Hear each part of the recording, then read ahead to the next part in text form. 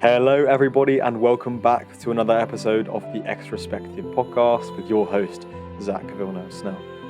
In today's episode, I am joined by David Hammond, who is a masculinity coach. With over 200,000 subscribers on YouTube, has founded Self-Developed, helping men with their relationships, family, and purpose. I don't agree with everything David shares here.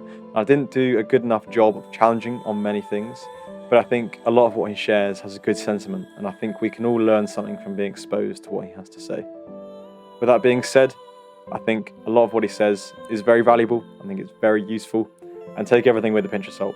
Anyway, enough of my waffling. Welcome to the episode. David Hammond. We've come so far from the truth that the truth now sounds extreme. Men are weapons, but you're taught to believe you're not. The past month, I've gone up 40,000 followers, 4-0. Masculinity and femininity, yin-yang, that's how relationships work. I've been on my path for a decade. What makes you think you're ready? You've just begun. I received thousands of DMs from some of the biggest, toughest guys you think you know, crying to me, David, she left, I don't know what to do. We've been programmed by the Matrix to just be effeminate, to be losers. We're in the easiest times, but we're all oppressed somehow. I know this is going to piss off a lot of people. What makes you think one day is going to rewire 15 years of your brain? It takes time. If I need to die and be a martyr and be single to wake up the rest of men and help them, so be it.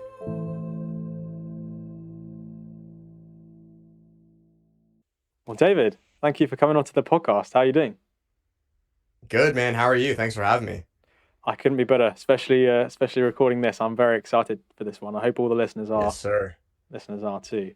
I wanted to start off by just thanking you for your time. I found your videos around 2 years ago, I think. I can't remember exactly why or how I stumbled across them, but I remember watching your videos and videos such as no contact method for when you get broken up with, developing yourself, that whole space. And somehow 2 years later, your face pops up in my Instagram reels suggested, oh, hang on, I've seen this guy somewhere else, and decided to give you a follow. And I've seen you're doing this whole new content drive and really trying to grow, and it's been working so far.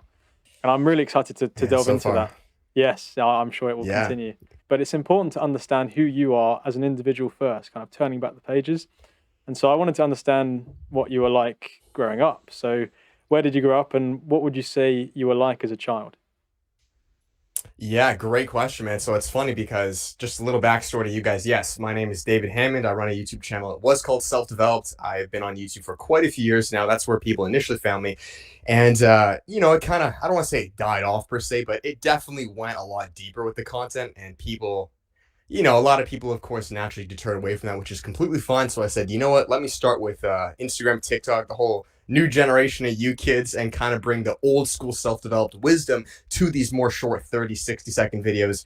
And from that, man, it's been kind of cracking again. A lot of people have, of course, resonated with it, but it's not so much the message, it's how you pervade that message. That's what I've noticed. Because at the end of the day, guys, marketing still is, the consumers want what the consumers want. You can have the best information, but if you're not delivering in a way that's palpable to these individuals, it's going to fly right over their heads, right? So it's kind of playing that middle ground. So I know that wasn't your question per se, but yeah, just a little context. So sorry, what was your question? What were you like growing up?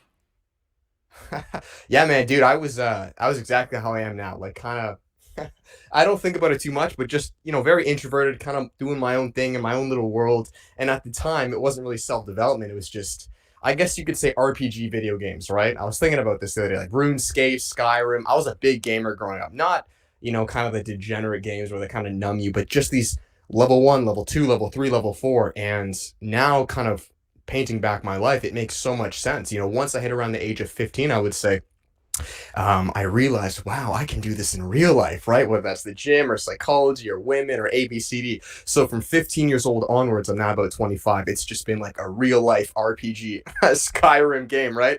And it's beautiful, man. It's fantastic. I truly believe this is why so many men are attracted to those games, because of course you got to be careful, but they are kind of a replica of what is capable in a man's life in a virtual reality. So no, that was my childhood. Pretty straightforward, and I've lived ever since, just now in real life. Yes, absolutely.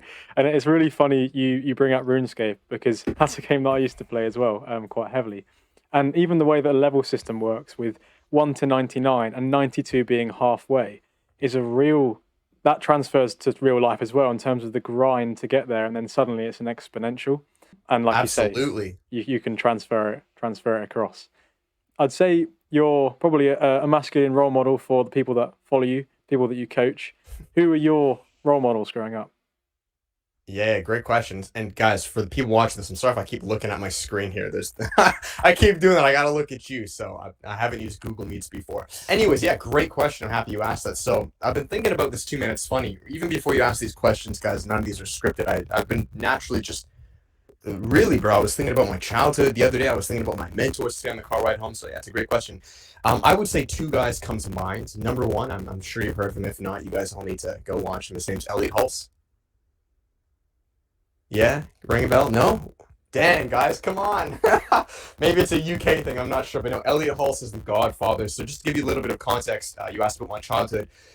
My dad died when I was 14 years old, and that's when life became real. He was diagnosed with cancer at 18. So at around 10 years old, I stopped talking. So from an early age, my childhood was not super orthodox, super, kind of sunshine and rainbows. I have a single mom, and I experienced, just a little bit of a different life come around the age 10 years old. So when he passed away at 14, at 15 years old, I found Elliot Holston. He was my father figure, essentially. And he brought me in and he spoke about, right, just a YouTuber, but he spoke about masculinity and purpose and fitness and everything essentially I'm speaking of now. And at 15 years old, I was so just malleable. I was at a point where I needed that father figure. Every single man does. And at that point, I knew this is exactly what I want to do with my life.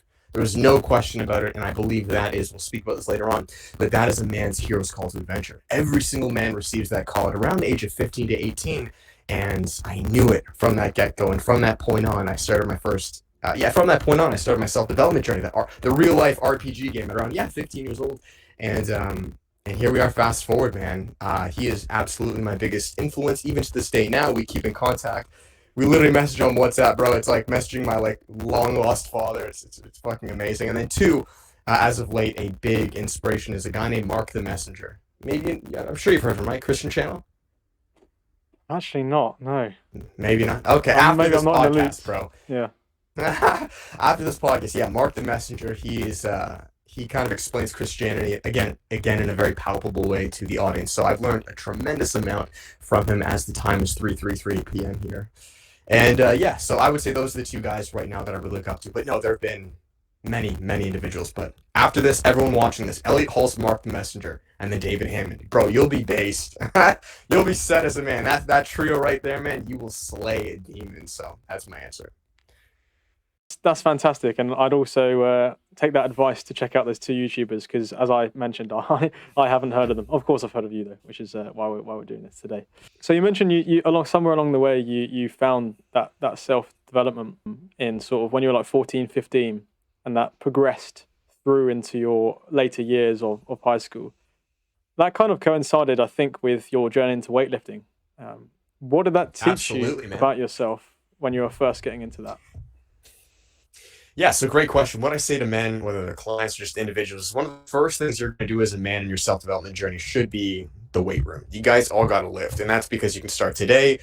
It's essentially free. I don't know, $20 a month, get a gym membership. Like, if you can't do that, again, if you're physically disabled, I understand. But if you're an able-bodied man, which is like 99.8% of individuals, that is the first demon you have to overcome. That's the first hurdle. If that cannot be done, don't bother with self-development. Just go home, pack up your bags, go to bed. You're going to be useless as a man, right? So I started at 15 years old with fitness, and then the year after that, it then goes into, I would say, your mindset, right? So the 5 stages real quick of self-development. I'm sure you've noticed this too. This is kind of just looking back what I pictured was number 1, fitness. After that, you then go to your mindset. So this could be psychology. This could be understanding women, just, of the mind. Number 3, it then goes into spirituality, right? So at the time, it could be the quote unquote law of attraction, the universe, understanding essentially something bigger than yourself. Like, wow, this world is more so, it's bigger than just myself, right? There has to be another component to it. And that brings us to phase number 4. That's entrepreneurship. That is, okay, you know what? I have a pretty good base of who I am, my fitness, my mindset. I got the universe at my back. Let's make a name for myself. Let's make it happen, right? And so you crush that. And the 5th stage, what I call it, is the legacy phase. So this is where it is solely about the mission. It's no longer just about, it's using everything you've gained and serving God. So it's put the first 4 together and it's just ejecting yourself forward. So at 15, I started with the first phase. I'm now about 25 and I'm solely on the 5th phase, man. Not in, of course, we repeat the cycle. We always work together with them, but it is solely about leaving your imprint to the world, because death is a very real thing that a lot of people seem to forget. You have no clue when you're going to die. I would argue that most men are going to die much sooner than they think. Not in some pessimistic way, but I believe this narrative of, living to 90, 80 years old is trapping a lot of men, because they think, what's the point of doing A, B, C, D if I still got 50, 60 years to my name? I'll do it later. And the reality is, there's been studies on this. The biggest regrets of people dying were the things they did not do, right? Not what they did do. So, mindset I tell myself, which I know is a completely different side tangent, is as a tool for men, I want you to believe that you should retire or die by age 30. That's something I've had in mind since I was a kid. By 28, I'm out of here. So if I don't achieve everything I need to, God's purpose, my mission, and leave your footprint in this earth by 28, you failed. And if you're over 28, it's okay. Bump it to like 35. Just 5 years ahead of you, right? A few years. And it will make you hustle, man. It will make you move as a man. And look, if you live longer, which is, great, you probably will. Fantastic. Then you got play money. You got play time. But this idea that you have as much time as you want, save for retirement, save, you're good, life is here forever, is BS. That's the biggest load of crap I've ever heard in my life. If you don't believe me, I mean, this whole quote unquote pandemic, like, no one saw that coming. So you can't tell me that you can calculate what's going to happen, because you don't know shit. And if there's one thing these past 2 years have shown us, is how finite things are, and how the rug can get swept onto your feet when you're least expecting it. So please, guys, get right now, whether that's on mission. Really, that's all it comes down to. Get right with God. Get right on your mission, your purpose. Send it, man. Start that YouTube channel. Do that thing. Bro, do it now. You do not want to have a gun to your head, literally or metaphorically, and be like, dang, I should have done that shit. Too late, buddy. Too late. I'm living with no regrets, and you guys shouldn't either. So, side answer. Noted. Yeah, huge lessons there. Huge advice. And I think the thing is, because that all stemmed from weightlifting and going to the gym, is that's that one thing, just you. It's like a solitude thing. Of it takes a long time to grow muscle. It takes consistency, dedication, and the discipline to do that. And obviously that kind of permeates out through the rest of your endeavors, whether it's your business and things. And it's interesting you put that deadline on the age of 28 as well, for yourself, or wherever it is next 5 years. It's almost like that. I think it's called Parkinson's law. Like, the work will take the time that you allocate to it. So if you give yourself 20 years, it will take you 20 years to achieve it. Oh, sure. But if you give yourself small time constraints, you'll be forced to figure out a way of doing it in that time. Yeah, amazing. Yeah, that's well said, man. I think for men too, just having more of a time crunch, it literally activates more of your brain. It just you turn on more, right? I mean, think of it this way. I'm such an encourager, which I know a lot of people don't like, but of having a fire under your ass as a man, right, guys? Go do dangerous shit, and I don't mean go do reckless things. I'm not saying be stupid. Sorry, I thought the fire alarm was going off. I'm not saying be stupid, but you need fires on your asses. So maybe that's moving out. I think that's a huge thing men should do. Maybe that's signing a lease here. Oh, but David, I may only have money for the first 6 months. Then you figure it the fuck out. Okay. Like, sign up for your first powerlifting competition, sign up for a bodybuilding competition. Like what you did, start a podcast. Oh, but David, I don't know the next steps. You'll figure it the fuck out. Men need this. And the reality is men are very smart creatures. Like, we get such a bad rap in the media. Men are lethal. We are lethal. We are brilliant. We're very strong. We're logical. We're discerning. We have spiritual adherence. Like, men are weapons. But you're taught to believe you're not. Like, bro, men can conquer so much stuff. It's insane. It's in you. It's all in you. And I mean, if you think about it, that's why men play these video games. That's why men watch anime. Men do all these things because they're just fragmented micro doses of masculinity, and men love it. Like Goku and all these guys, where they go Super Saiyan and it hits every man to his core. I mean, you think of movies, the most sold out box movies, right? They're all geared towards men. Luke Skywalker. What are popular movies? I mean, bro, you turn on not woke degenerate Netflix, but big school movies, Lord of the Rings, right? Harry Potter. All these are the hero's call to adventure. So they strike home for every single man. And I'm just telling you guys to send it. Accept your hero's call to adventure. Maybe that's this call. Check out Zach. Watch my stuff. Go watch Mark the Messenger. Take it now, buddy, and tell yourself you have 3 to 5 years to live. Not in a depressing, morbid way, but in a way where it's like, wow, okay, I got a whole checklist of stuff I got to do. Let's bang it out right now. Oh, but what about if they care what I think? bro, I'm dead in 3 years. I don't care what you think, right? Like, I really mean it. You gotta not just bullshit yourself, kind of like, a biblical quote, right? God doesn't want you lukewarm. You gotta be all in. Bro, if I die for this, you die for it. If you powerlift and you tear a pec, you injure yourself, you do it. Not to be reckless, but men come alive when there's a level of faith. If there's no faith, if there's no risk, if there's no uncertainty, you're not a man. And why I'm saying this is men have the courage. Men are built for this. Men are built to take risks. You come alive, bro. I'll tell you this. And think about your life, right? When you've been in situations where like you don't know the outcome, you bring out certain aspects of yourself that you didn't even know you had. You're like, wow, I really am more courageous than I thought, or I am a better speaker than I thought, or I can actually hold my ground better than I thought. But there has to be that level of, I don't know what's going on. And yeah, that's my advice for you guys, even though you may not have asked. Take it. No, I'm feeling inspired. I'm feeling this energy from halfway across the world right now.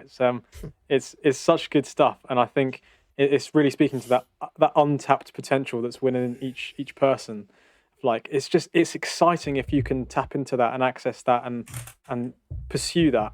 And it's almost a shame. It's a shame for yourself. It's a shame for your loved ones and the world that you don't fully manifest that, right? So I think it's certainly the hero's call to adventure, which I have definitely experienced in recent years, and it's for the better. Mm-hmm. So kind of grounding things a little bit back into your own journey then. I did a bit of research onto your YouTube channel. Must have started a while before this, but you had your first videos, and for about a couple of years weren't getting too many views, but it was on photography. Yeah. But it was when it really kicked off. I saw a video in November 2019, 500,000 views, video on NoFap. Yeah. If you don't mind like unpacking, because I think this is another huge thing for men and also people in general. I know there are some women that might be listening to this. What's your like personal journey with this, like porn and masturbation, and like what do you think is so bad about it? Yeah, for sure. So yeah, it's a bit of disclosure for you guys. I've been on YouTube for like 6-7 years now. In fact, there were actually like 200 videos before those ones that I deleted. Fitness ones. So I had multiple businesses. I've failed multiple businesses. I've adapted. I've tried. It was a fitness one, and then I went to photography, videography, and self-developed is kind of like the third rendition of that. So I made a NoFap video, and that was the one that cracked. And all in God's timing, right? It was perfect because then it snowballed after that. That's how self-developed was born. I kind of became known as that like NoFap guy, which is cool. I didn't really ask for that, but I was like, okay, bet if this is what God wants, then cool. And then yeah, I kind of adapted. So to answer your question, you said, what's the whole take with NoFap? Yeah, I mean, look, man, being on self-development, right? I started at 15. One of the natural steps, like I said, is a NoFap. And that, you could say is the third phase, second phase, whatever you want. But that was kind of the next demon to slay. And I was like, all right, well, I'm good at fitness. I've tried, fasting or waking up early, whatever the checklist that you do. And NoFap was one of them that I was like, I got to overcome this one. Okay, cool. So at 18, I tried it. I started it. And it took me 3 years all the way to about 2021 to finally get it to stick. And there were no YouTubers on NoFap. There weren't like tutorials on how to overcome it. I would try it and I would fail, and I would try this and I would fail. And then I would literally like write notes like a fucking scientist. I was like, okay, I get triggered here. Don't do this. Okay, now try this. And it was a very natural process after 3 years. And by the time I hit 21, I rewired my brain enough. And that's why I tell men, like, guys, it takes time. You're not just going to stop cold turkey and be good for life. No, you've been fapping for what, 10, 15 years? What makes you think one day is going to rewire 15 years of your brain? It takes time.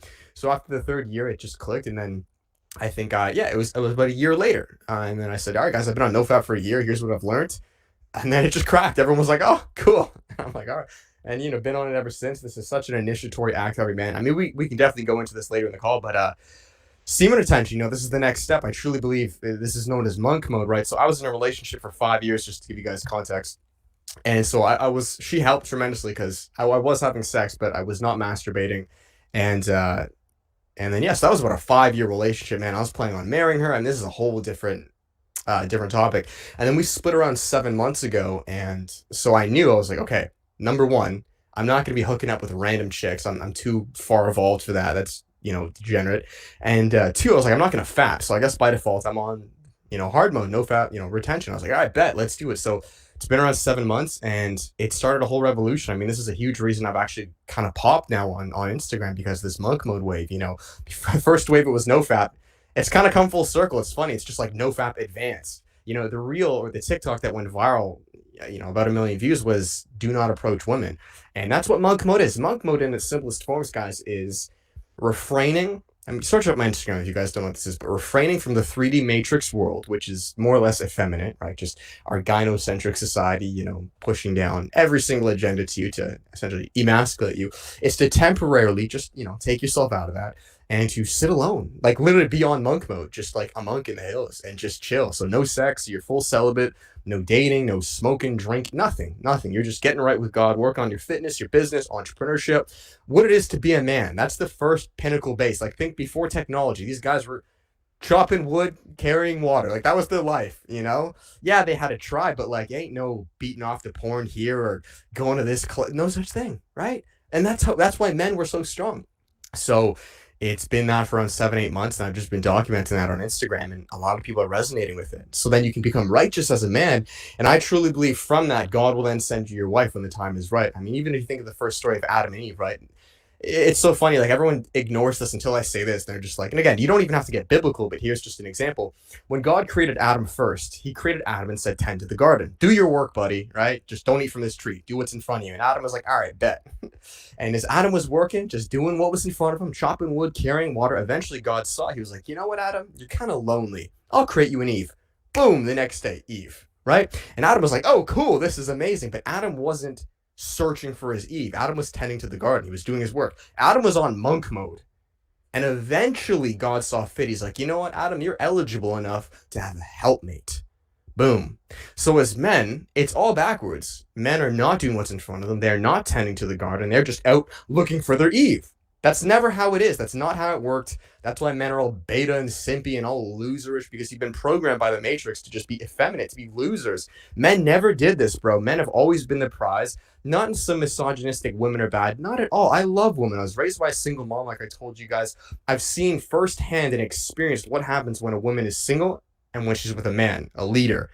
How much it changes her and kills her. All you strong, independent women that think, I don't need no man, let's just keep up that same energy in 10 years. Keep it up in 5 years. Let's see where it gets you. When that corporate world sucks you dry and you live with 10 cats and you're miserable.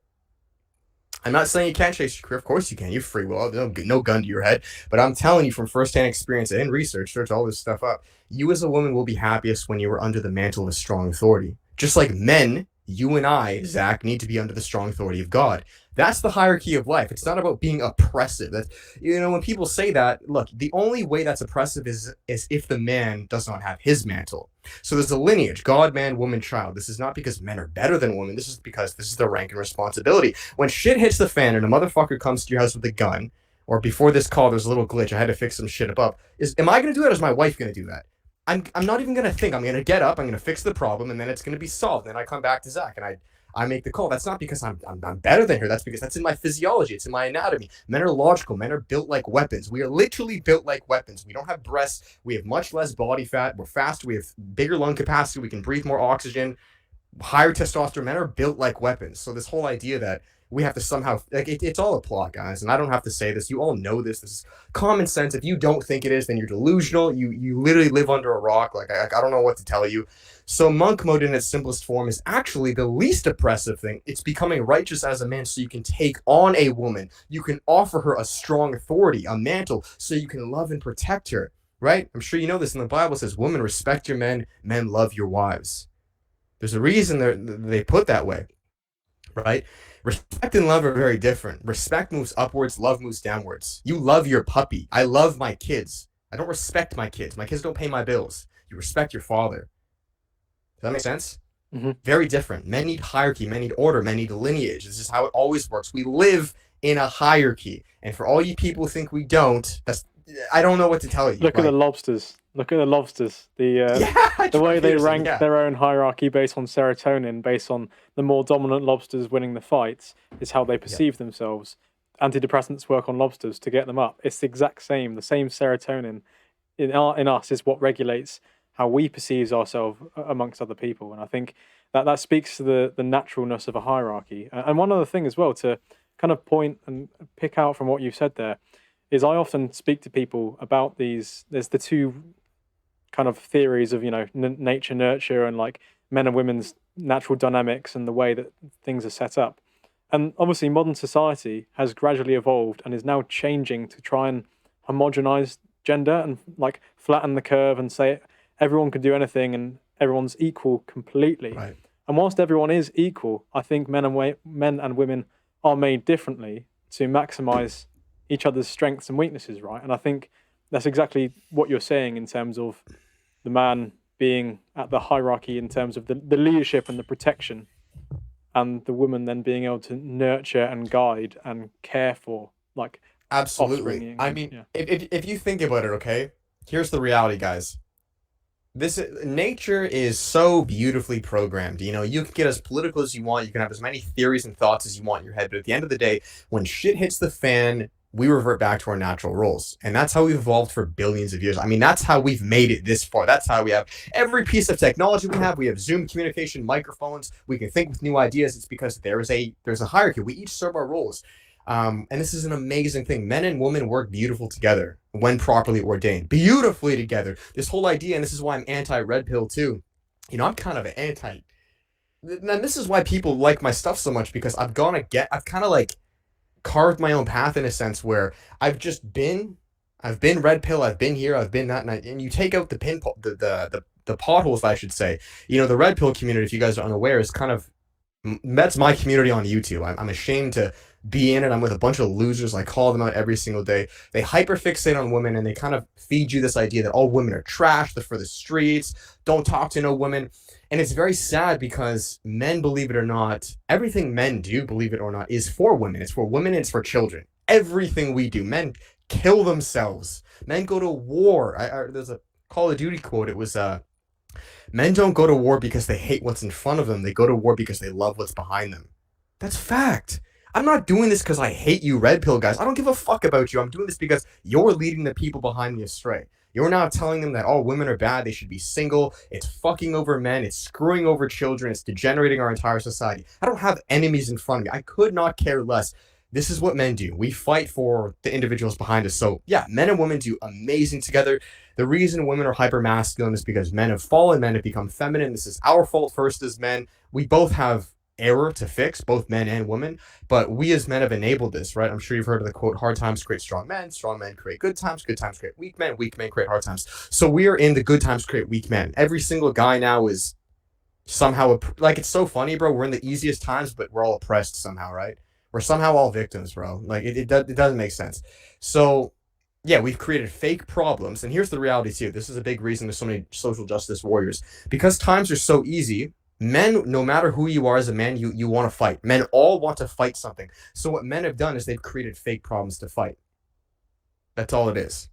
Every social issue, 90% of them we're facing now, they're not real. They're fake delusional problems that we've created in our head because we want some sense of overcoming. So what do I say is overcome real challenges, raise a family, become financially stable, go compete in bodybuilding or powerlifting, like create some level of real challenge in your life. Now, of course, we're not as base as our fathers and grandfathers. We're not in war, you know. I hope to God, you know, I would hope I don't ever want to kill someone, man. I hope to God we don't get there, but you know, so we are more pansy-ish than our fathers. So we need to create, I don't want to say artificial challenges, but no, create things bigger than yourself, man. Start the YouTube channel, go move out, go work a job that humbles you where like you don't know if you're gonna make rent. These are real things. And the second you enter real problems, all these ideologies fade. And this has been proven. There's no such thing as, I'm not gonna say certain words, but a lot of these politically correct ideas in third world countries. No such thing. Why? Because they have real fucking problems.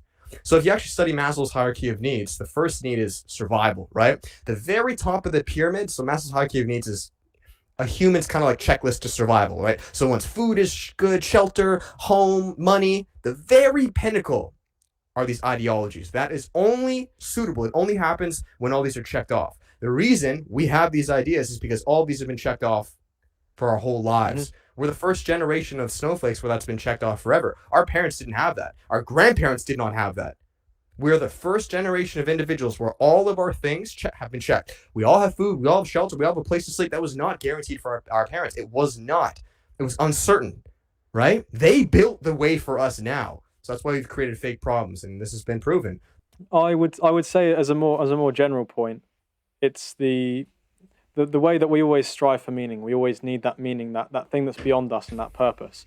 And as you're describing in the past, if you didn't go to work on the farm and build your roof over your head, you would either starve or die from being cold. Now Yeah. those things are given, that it's no longer necessary. The comfortable option is easier because we still have it programmed in us to seek comfort. Therefore, like you're saying, going to the gym, going monk mode, refraining from like the simple pleasures like fapping, those things are putting like almost voluntary discomfort in our lives and then creating something of meaning above us that then Yes.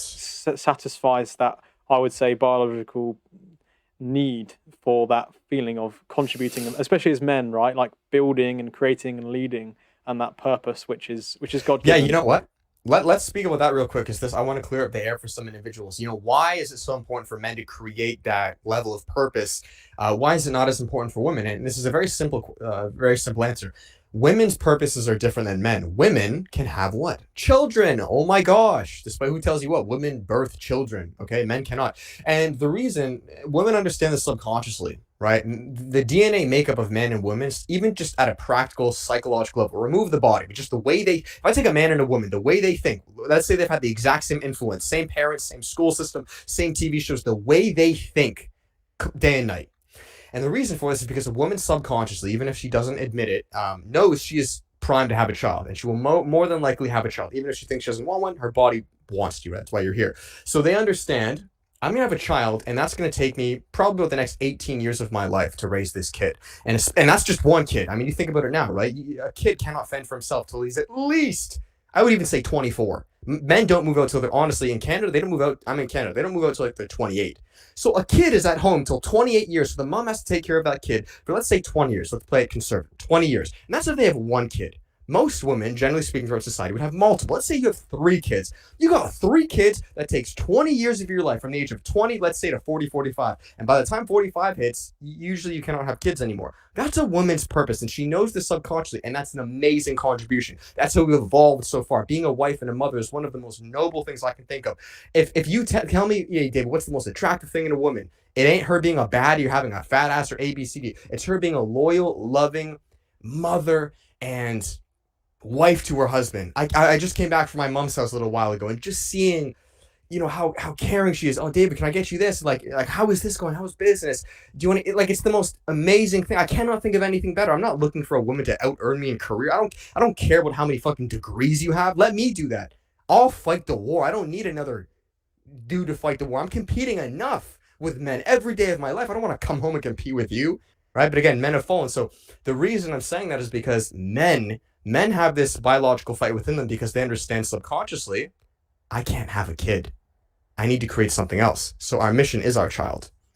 There's your answer, guys. It's as simple as that. Our mission is our child as men. Women have literal children. Women are checked from birth. You know you're going to have kids. That's why women have it a lot easier in many ways. You know, I'm sorry to break to you. Women, they say women are born, men are made. Men aren't guaranteed shit. You don't know, Zach, or anyone watching this, that your mission, your child will be successful. You don't know that. A woman, for the most part, will, like, she knows, like, as long as I take care of it. It's a lot of work. I'm not discrediting that at all. You have to be an amazing mother. It's not an easy thing. I can only imagine. But you will have a child. Men, and again, guys, none of this is opinion piece. This is all studied. You can search with the bell curve. Men are on the extremes. Women are in the middle. What that means is men are hobos, rapists, gang violence, like the worst of the worst, that's men, but the best of the best, that's men. So, and the reason I say that is you're not guaranteed it. You can fail and be horrible, a fucking loser, hobo, on the street, bummy, deaths. Nothing is guaranteed for men, where I said women are in the middle. Women are more guaranteed, kind of like, you get this, and they know this. This is nothing I'm saying is sexist at all. Nothing. So together they work beautifully. Men will fight for you and your child. We will create that base. I had my girlfriend live with me. I said, you don't have to pay rent. You're chilling. But guess what? Modern feminism somehow tells them that that's bad. You get your own bag, girl. You go chase your own career. Meanwhile, you could have lived here rent-free. I would have helped you with your side passions, business, and nurture. Like, I would provide a base for you. But again, feminism completely shits on itself. It does not make sense. It is a cancer. It's ruined everything, and there's a bigger plot behind it. It is not there to empower you as women. Do not get that mistaken. Do your own research before you just believe something blindly. So, anyways, different topic. Understood. No, yeah. I mean, of course, all of these ideas are so overflowing because it's so much of the work that you do and you share.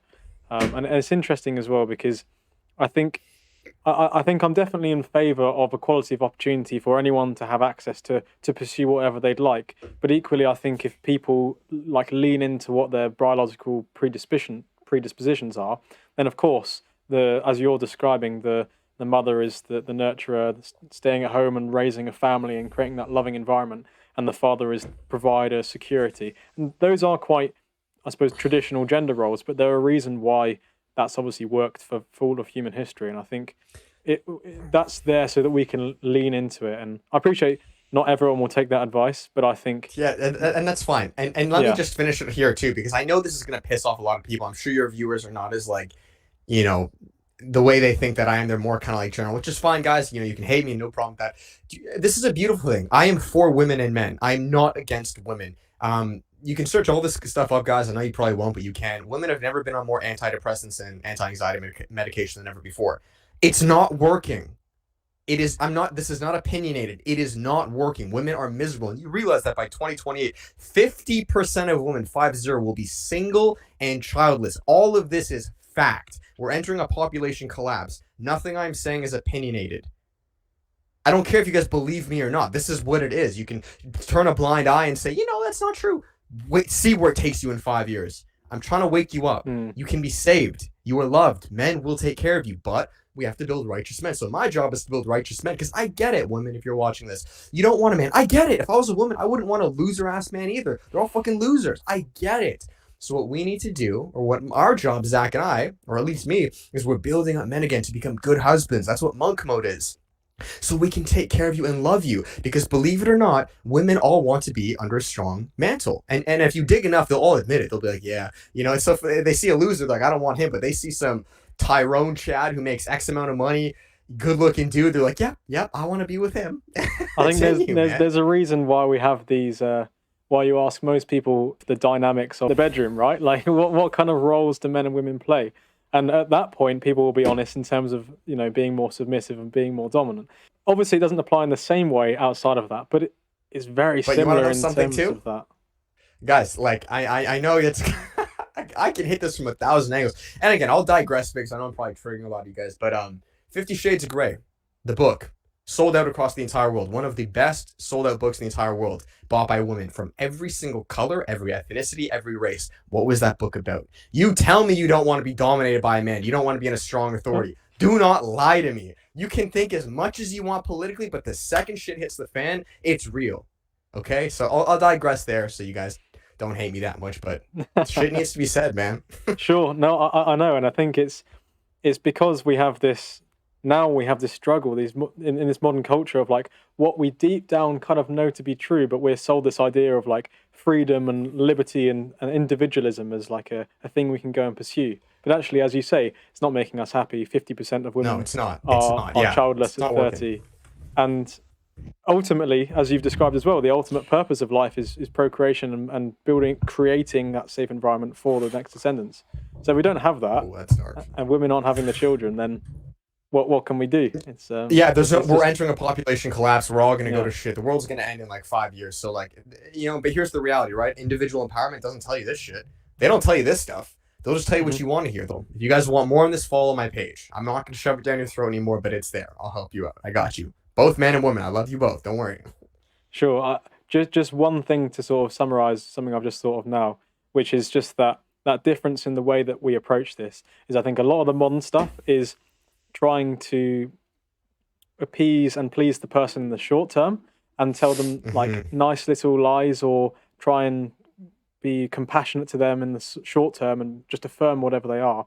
Whereas I think you or I potentially would want to maybe present someone with the often bitter truth that helps them in the long run, right? Like it brings them back to truth and love. But love and truth isn't always a nice feeling in the moment. Fact. Because sometimes we have to be confronted with that uncomfortable truth of where if we're messing up in life, or if we're pursuing the wrong path, or if we think something about ourselves isn't true. And I don't want to go too political on that. But I think as a general thing, I think that's definitely the case. So we've spoken about the pillars of developing yourself a man, monk mode, gym.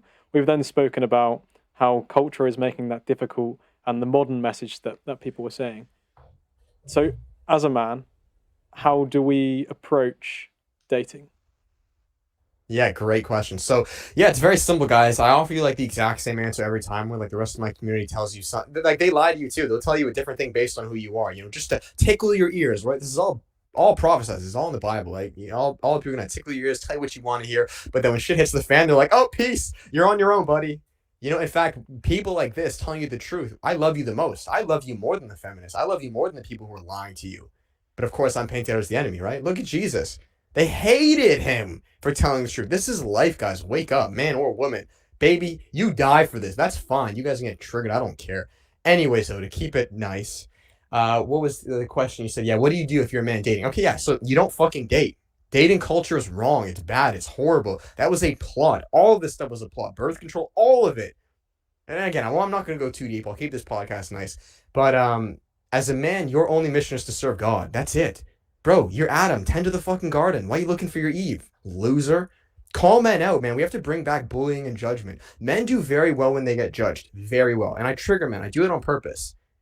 I'm very particular with my words. And I'll call them out because I know it lights a fire under us. As it does for me. Like when my coach in powerlifting says certain things, I'm like, you know what? Fucker, fine. I'll do it then. This is just how we are. It's healthy encouragement. But this is now seen as toxic masculinity, right? It's all a plot. It's the difference between someone saying you're just okay the way you are versus someone saying you're way less than you could be.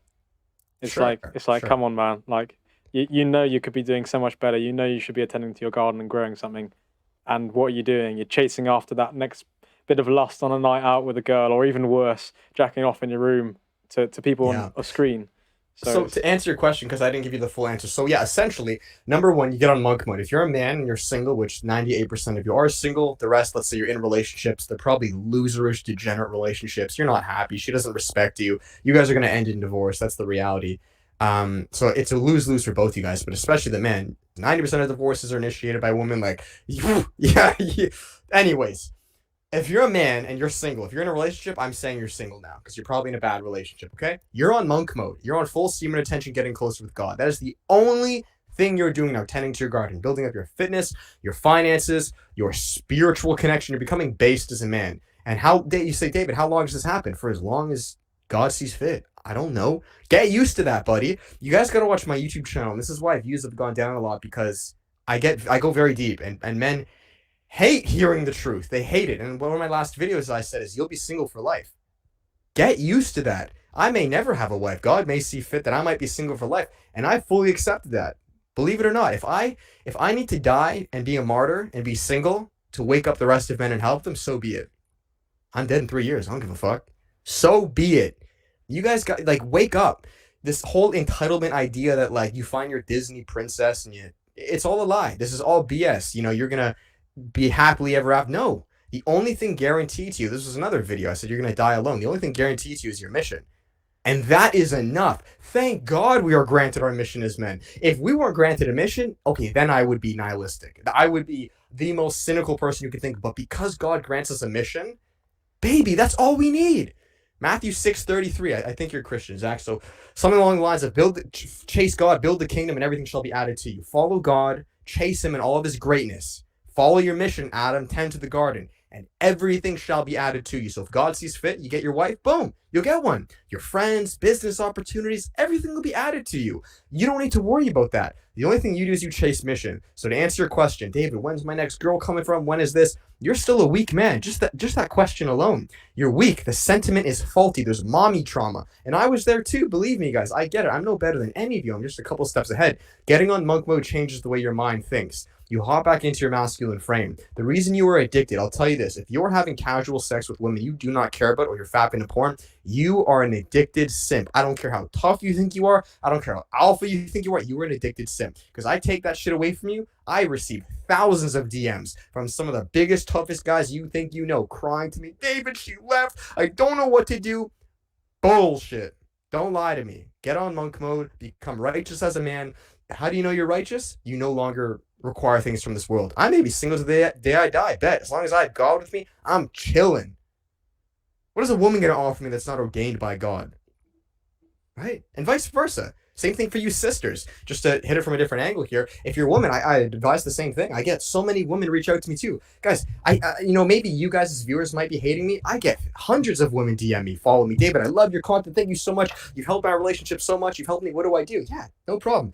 You're celibate. You focus on your chastity, your purity. As women, guys, you're born beautiful. You have everything you have inside you. Men don't. Men start at ground zero. We mean nothing. We're dirt. We're losers. Zach and I, when we were born, we're garbage. Nothing. You will not care about us. We start off like these motherfuckers. Women, on the other hand, you guys are born with everything. Beauty and purity. Hold on to that. Do not give that away. Stop sleeping around with random dudes, throwing away all your resource, your value. That is the worst thing you can do. Don't believe me? Search this shit up. But I'll keep it friendly on this podcast. But again, it's feeding into the same opposing views that we find ourselves now with, like, that sexual emancipation of, like, go and pursue your desires and go and hook up with random people as you're describing.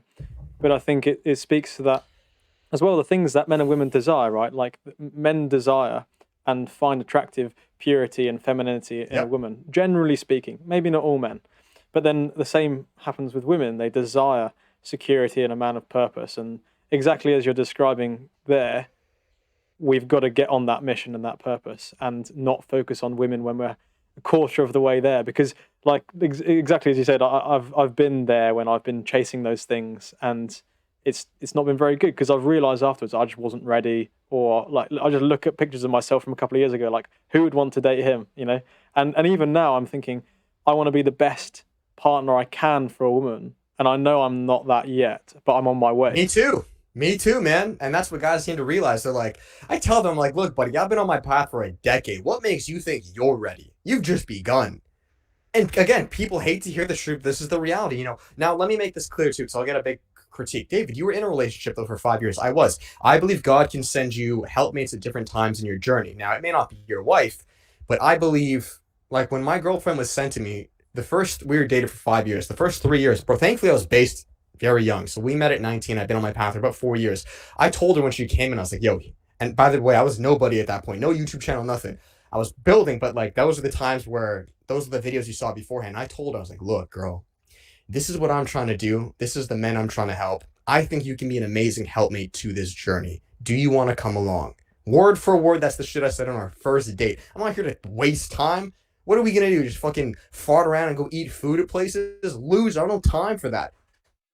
Smarten up, man. Men need this. And so she was an amazing helpmate. I supported her. She helped me the first 3 years. She would come out to photo journeys with me, be my model, help me as, like, a second camera person, come to the gym with me. It was great. That's properly ordained. And the relationship was amazing. And then around the 4th to 5th year, shit started to get rocky. Why? You can paint the picture why. Feminism, career. Oh, you know what? You don't actually need your man. Go chase this. And you know what the deciding factor was? The second she got her big girl job, she broke up with me. Right at that time. You guys realize the number one indication of divorce. And again, this is statistics. So you guys are married watching this. Listen up, because I'm going to save your marriage, whether you hate me or not. The number one sign of divorce is the woman out-earning the man. And now I'm going to tell you why. You may think, David, but that's not a bad thing. That's, you go get it, girl. Get the bag. That's what we want. No, that's not what you want. Do you want to know why? Because biologically, when a man earns money, a man's initial impulse thought is not, a good man, a strong man, is not to save it, leave his girlfriend, fuck you, girl, I'm keeping this for myself. No, men give. Men are generative. Where for a woman, the second she gets enough money, her first thought is, oh, fuck this guy. I'm out. I'm going for the bigger dog. And this is known as hypergamy, right? So I'm not blaming anyone, but men date downwards, women date up. So men, I'll give you an example. I was with my girlfriend. No matter if I was broke or a millionaire, I would be with you. I'll support you my whole life. I love you. I was going to marry you. I was with you for 5 years. She saw me when I was nothing, and I moved out. I had financial resource. I said, you can live with me. I didn't leave. I stayed the whole time. The second she gets her big girl job, peace, David, I'm fucking out. That's all I can tell you guys. So no, you should not have unlimited money, girl, because you don't know what to do with it, and you will run, you will leave, and you're gonna find a dude who doesn't give a fuck about you. And now she's miserable. I hate to say it, but I just friend of a friend, see how things are, and baby, I'm chilling. My life has never been better, and I'm sad because I didn't break up with her. I was willing to ride out with you to the day I died. This is how men are. Men are loyal. Men love. We're generative. This is why there's a hierarchy and God's placed it that way, because he realizes if I give, who do I give the $1 million to, man or woman? Give it to man because he'll disseminate it much more in a healthy way than a woman will. It's not that women are bad. You're not bad at all, but we're just built different. I'm sorry, but just how it is. It's really interesting hearing particularly the kind of helpmate thing with like the fact that she joined you on your purpose, and it's the man that has a purpose. Because I think it was my grandparents when I was asking them about how they first got together like 50 years ago, and it was literally that she was like 18, he was like 22, and she just like stepped into his frame. He had a direction with his work, and she just came along for the journey. Raised my dad, and it's so crazy to hear that was the norm and it worked. And yes, it had its problems, of course, but I think that's something to aspire to without being toxic. And I think that is the root of it. I mean, even in my own experiences, when things have gone right for me and when things have felt right, when I've been with girls in the past, I say girls as if it's been loads, but what like a couple, it's been when I've been on my purpose and someone has come into my life. It's like, oh, hello, like, they're almost approaching me rather than me going out and finding them. So that absolutely, I can speak from personal experience there as well. It's so true. It's so true. That's how it works. Yep.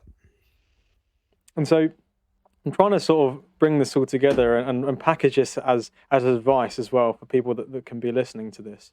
So if someone is struggling, how should they begin to reframe themselves? If they're coming across your work now and they previously thought the world's worldview, and obviously this is like cognitive dissonance right now, like all those things being challenged, how do you step back from that gradually? Yep. This is the real red pill. I'm the real red pill channel, not these other degenerates. Any person, remember this, guys watching this, I'm sorry I keep looking at the screen.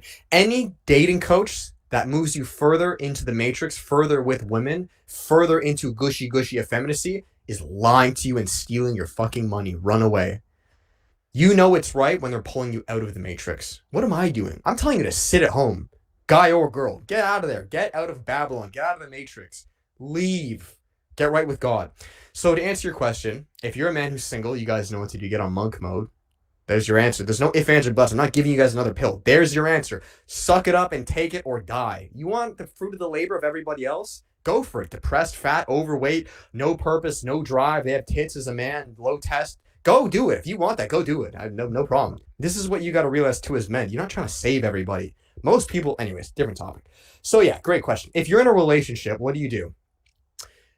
You do what I just said. Now, of course, you're not necessarily going to be on full monk mode. I do get a lot of guys saying this, but you're finding your masculine frame again.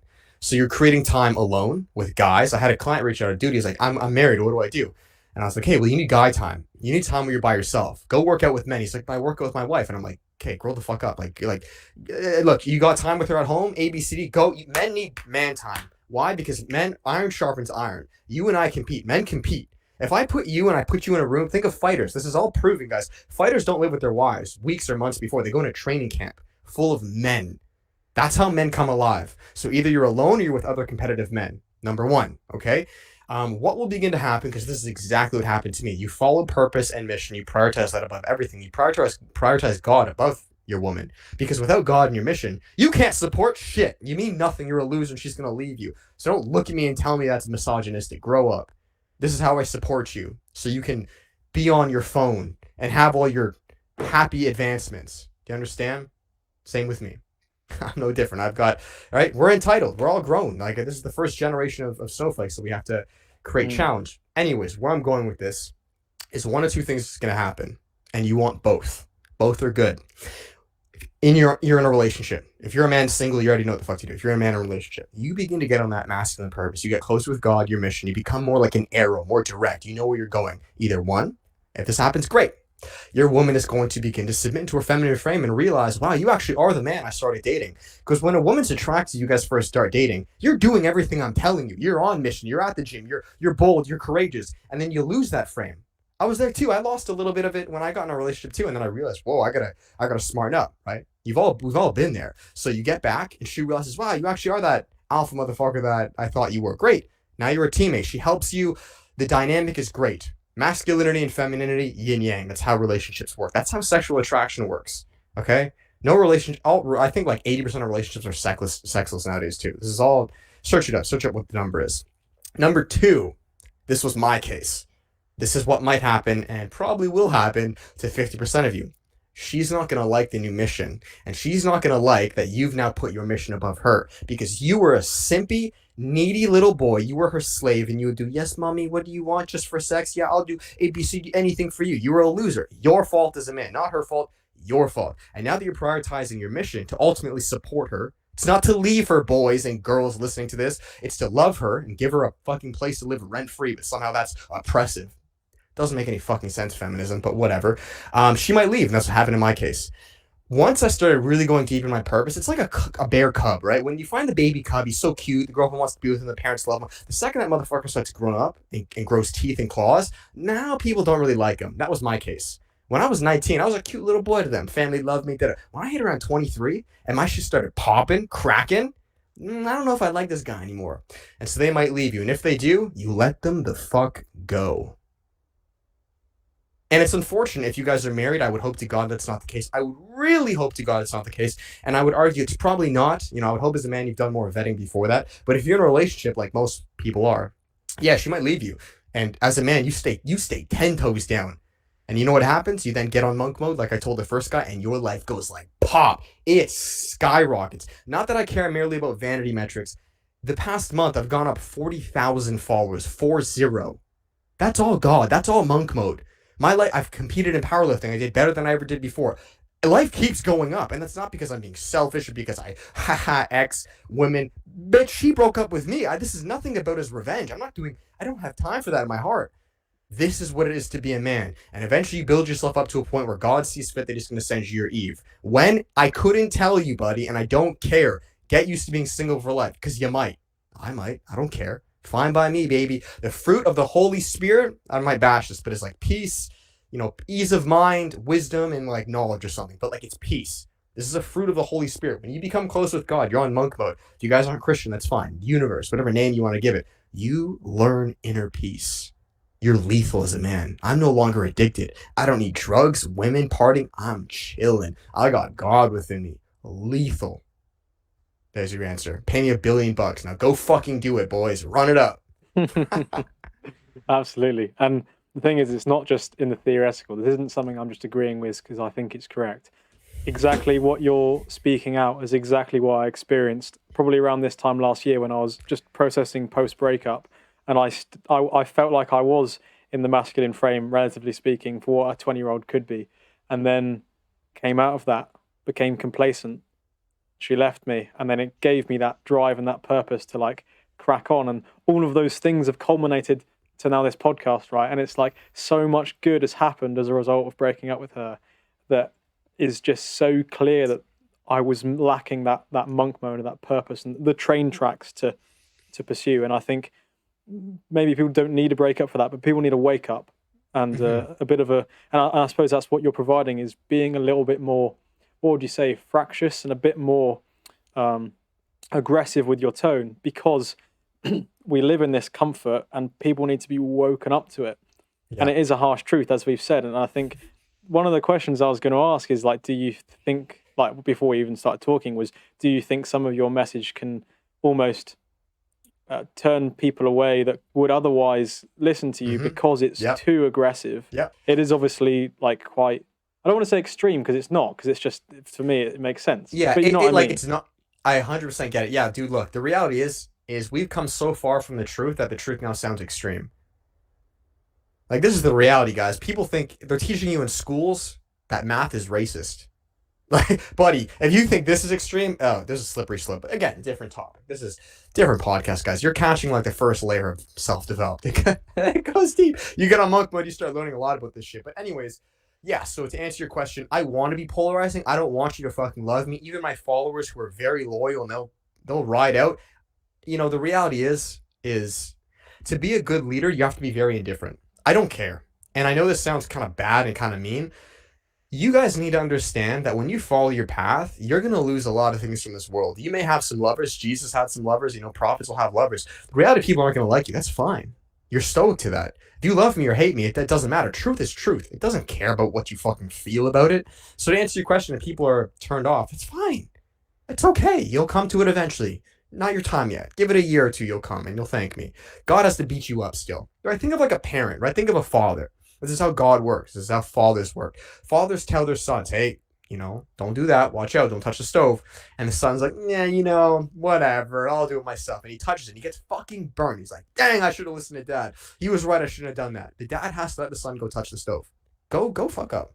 Go into the dating world. Go into the hookup culture. Do it. I'll see you in a client call in a year's time. You butt hurt and broken in my DMs. Hey, I'm not judging you. I was there. Guys, I know I kind of come across as a little like facetious and kind of like, this like arrogant kind of ABC. That's part of my act too. You guys got to keep that in mind. Like, I love all you guys as men. I'm a very good at what I do. This is a persona I put on a little bit. I mean everything I say, but I'm a very loving guy. Like, I got you guys. I will help you. I know I come off as like brash and harsh, but listen to my message. I will help you. I've been through more pain than I've been through every problem you guys have. This is why I say it from experience. I'm not doing this to hurt you. Women too. I love you guys. You have to listen to my heart. Don't just listen to what I say. But if you don't like me, that's fine. The intention. Yeah. But you'll come back to it. If you hate me as a girl, you'll come back in a year's time. I know, no problem.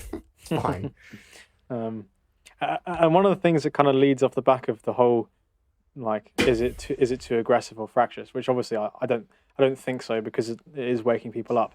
Is we do also have the problem of this rising mental health, and it's become this thing amongst men of speaking up, being vulnerable, and obviously I'm sure you'd appreciate there's a time and a place for that within brotherhood, but where are you approaching that from? Because a lot of this thing is being almost, as I see it, overly blubbering and emotional, especially to women. Like, what do you think men should do with like their mental health if it's struggling from various things? Great question. So, men's mental health. Yeah, it's again, this is all statistic, guys. Like, don't think I may say some brash stuff, like kind of out there. You bet your ass I've done my research and I can back it up. So don't just think this is opinionated. No, it's not. Men's suicide rate is 3 to 4 times higher than women. Men are struggling hard, very hard, and it's because of everything I've told you. Men, like I said, we'll bring it back to the mission. Men understand subconsciously. I don't care what background you are. I don't care how old you are. Men know I have a mission greater than me, and I have to fill that. That's my metaphorical child. If a man does not do that, he will be miserable. There's your answer. Why is men's mental health shit? Because you're stuck in the matrix and you've forgotten what your mission is. So what our society tries to do, and I'm not blaming them, because we've advanced a long way, and it's offered a lot of men a lot of great things. They'll fill it with like a 9 to 5 or an artificial job, which I'm not even saying are bad. If you want to work a 9 to 5 and you find joy and peace in it, and you're serving your community, dude, all it to you, buddy. I'm not lying. Like, all it to you. You do not have to be an entrepreneur. You do not. You trust me. You do not. I would recommend the majority of you don't. Okay.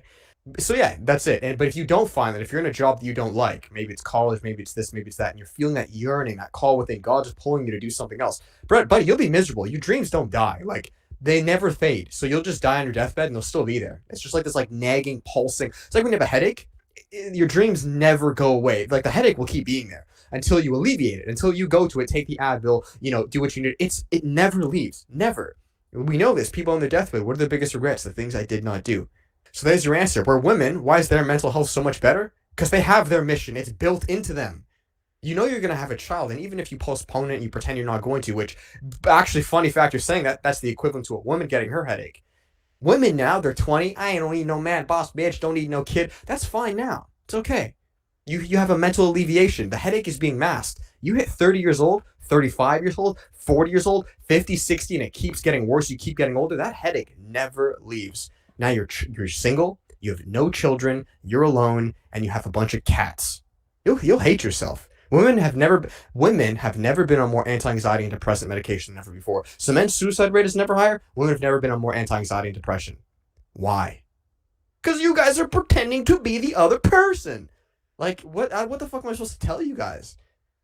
And I understand, women, it doesn't sound sexy. You want me to submit? I don't need no man.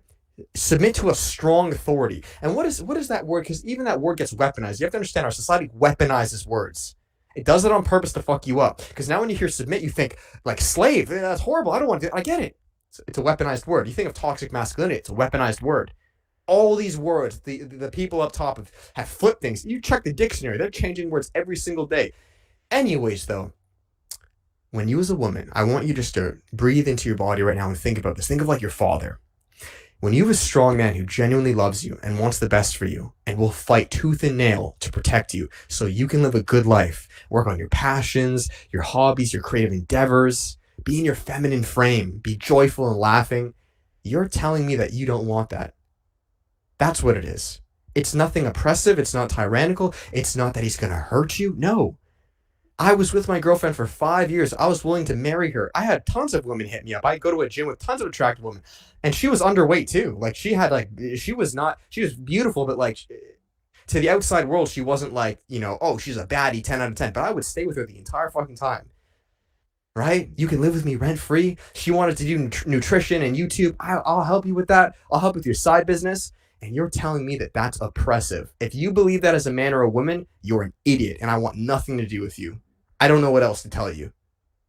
Sucks. Go live in misery. Not my problem. My hands are clean. I did what I could. So there's my answer.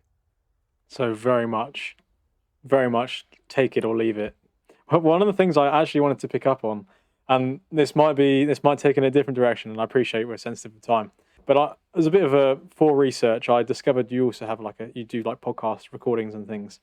And I was listening to one of them, and you said there's no such thing as veganism, and veganism is a scam to like weaken men.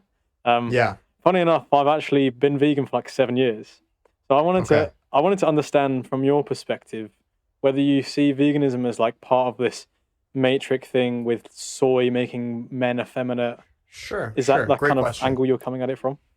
Yeah, so this is a very different topic to finish it off there. I am number one, I'm not a vegan or nutritionist expert, but I'll absolutely give you my opinions. I was vegan for 7 months in the past. I'll speak from experience and from what I know, and I'll give you some good resources who know a lot more on this information than I do. I think you follow him. Maybe not. Carnivore Aurelius. I want you to follow him, right? So essentially, I believe personally,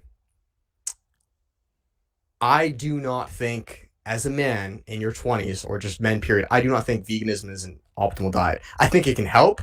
I think, I'll tell you what, I think the reason people are vegan is merely for the moral application. I can't, and maybe again, you can disagree with me on this. Let me speak from experience.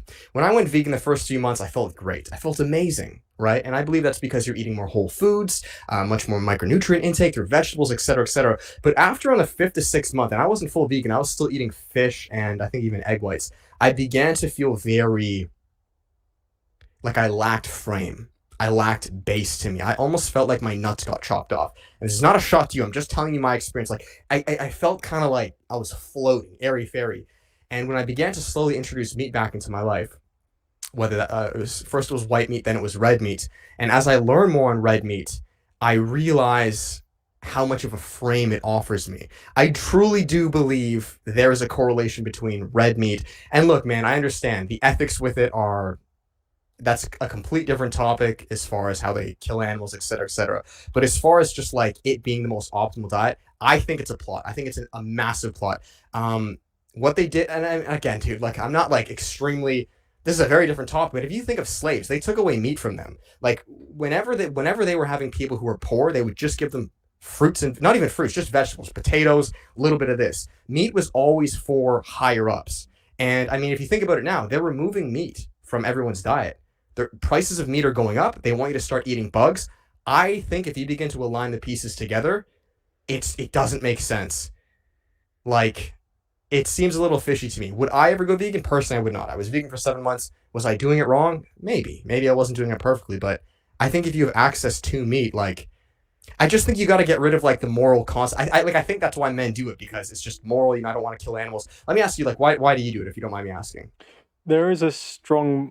I think the reason why now is definitely the moral compulsion is the fact that it's kind of imposing unnecessary suffering on a. Right. And the distinction is the fact that it's unnecessary because there's no nutrient that you can't get from veganism. Therefore, it's unnecessary suffering on a being that didn't want that suffering to happen. Obviously, like on their level of whatever existence they exist, they still feel pain, they still feel happiness, and so I feel as almost like it feeds into that responsibility as a man to defend those that can't defend themselves because they are innocent, right? They've not done anything to deserve it, and so Sure. I only wanted to bring this up briefly because I know it could be a whole debate in itself. Yeah. But it was more because I subscribe to a lot of the things that you're sharing and the whole kind of community online, people like Masculine Revival and all of these pages that exist. But the line I draw is that veganism, I don't like it being clumped in with the other things because I feel like I've got a very robust and logical understanding of it that I've developed over my lifetime, which, well, I say my lifetime, last few years, which I just don't see as coherent, really. Yeah. But Yeah, I think this whole idea of like, you can get all your vitamins and minerals through plants, I think that's bullshit. I think on paper that's what they tell you, and because like you can, but like even just like grades of vitamins and minerals and like look, man, again, on paper I'm probably going to lose this, but just through my experience through doing it, through seeing other men do it, once they've gone vegan, once they stop, like just the way they look, their teeth, their testosterone, like everything about it, But again, bro, I could be wrong. I think it's that people do it wrong, right? And I think what we can both agree on is that eliminating or processed at any extreme is probably not a good idea. So you have the people that do like full carnivore, and sure, that might alleviate some things, but that's because they're eliminating. It's not because the only eating meat is a good thing. As far as like the moral concept goes, I just wanted to, this is just my take. And again, maybe this is just to cope. I don't agree with the idea that like we're the same as animals. And I know that's going to sound very bad, like very mean. I agree. Yeah, like for me, it's always like there is a totem pole. Animals don't create inventions. Like you're not the same as me. Is it unfortunate the way they die? Absolutely it is. But like that's life. Like there's always going to be people above. There's people above me that abuse us. There are elites above us that treat us like animals. You don't see me like you gotta know where you're at and use what you have. So yeah, I agree, man. It sucks. I would hate to be an animal. Is that right? No, but like you're an animal. I'm sorry to break it to you. Like you're not a fucking human. Like it's just I think I'm above you as an animal, and I know that's gonna trigger so many vegans, but there's a reason animals don't create fucking Zoom calls. I'm sorry, you don't have the intellect. Like you are inferior by that logic. But again, that's completely debatable. I'm not saying that's sure. I mean, you could true. Even say that within humans, right? Like a disabled human isn't capable, but they're still like worthy of moral consideration. But yeah, again, as far as them being on maybe I shouldn't stuff, have right? maybe I shouldn't have brought it up. No, that's well, but bro. it's If an you're interesting vegan for thing to at least entertain. yeah, I suppose. I get it. Like you should rebuttal, man. I'm happy you said that because like yeah, you should definitely challenge people who don't agree with it. I am not. Ask me in a year. I'm not well equipped enough to know exactly why. I have some sources. I have my opinions. I can give you some sources why, but I'm not your guy right now. I have not been anti-vegan for 7 years to like know every. I just have my experience, but no, I respect that, dude. That's fine. If it works for you, then run it. Then ignore everybody else and fucking run it. But maybe as an experiment, maybe just try to eat meat for like 6 months. I mean, I don't know if that like breaks the streak or whatever, but like. No, I guess you wouldn't, right? Yeah, I guess you couldn't. No, I wouldn't, just purely because the way I frame it and the way I view it is, it's like eating something that I know doesn't want to be eaten for. Sure. No, I get it. No, I respect it. But anyway, yeah. Sorry, I don't want to dwell on that too much, but yeah, an interesting discussion. Maybe for another different day, infinite time. Yeah. So bringing things to a close, I'm time sensitive. Out of all the advice that you've given, and I appreciate you probably already have broken it down somewhere along the conversation, but what actionable advice would you recommend someone, having listened to this, and I'm going to say it's someone who maybe doesn't really agree, or someone that is maybe offended or triggered with what you've said, what would you say to them to try and get them on side, to try and at least expose themselves to the information that you present? Absolutely. I think as men, we have to, and this is with all areas, and this is why it also, this is why we think differently in many, many realms. You have to experience it. You got to go through it. As a man, I want you to go through your hookup culture phase. I was there. I want you to go through your breakup phase. I want you to try monk mode. I just want you to try a bunch of these options and see what works for you. Just like with a diet, like veganism literally might work better for you. Then that's fine. Then you run it. And if that's what you truly believe, then you stick with it. So it vice versa. If you believe as a man, because some men do, believe me, my industry, they all believe, if you should keep hooking up and dating women and that's genuinely working for you, then that's fine. I'm not here to convince you guys anymore. This is just what I've done. This is the path God's put me on. But I would really recommend it. Try it out. If you come to realize that it's beneficial to your life, I am more than welcome with open arms to take you in. You can follow my Instagram. You can follow my YouTube. We go deep. Is this the be-all, end-all, only way to live? No, of course not. Do I think it's a good way to live? from what I know so far, I do. So that's my advice. Try it out. Try it all, man. Eat everything and see what you like, what you don't like, and you'll come to your realization. As I have done as well in my own life. And interestingly, some of the peers that I used to disagree with gradually are converging and saying, "Oh, Zach, maybe you were right about that when I was like 18." It's like, yeah, funny that like it is correct. And so yeah, speaking of people finding you, if we haven't already mentioned that, where can people do that? Yeah, 100%, guys. So on YouTube, everything's David Hammond. YouTube is David Hammond. Instagram is I'm David Hammond. So the letters like im because you can't put apostrophe. So im David Hammond, and then same with TikTok. Yeah, I would say YouTube and Instagram, man. Find that, you'll learn a ton, and if you want to know more, yeah, just start there. Shoot me a DM as long as you're not crying and saying, "David, my girlfriend left me," because I'm not going to answer that. Like I've already answered that through my reels, you know. So there you go. I think I think even if you're listening to this and you've found this challenging to listen to, I would just say to dig deep and to understand why and the intention and the perspective that we're coming at this from.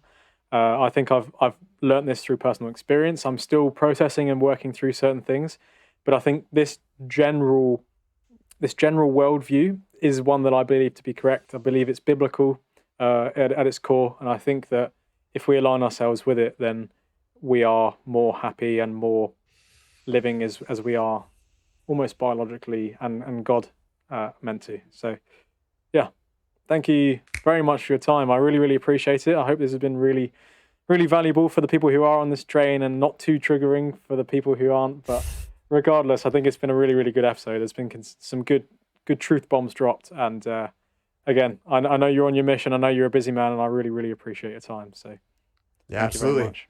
Cheers.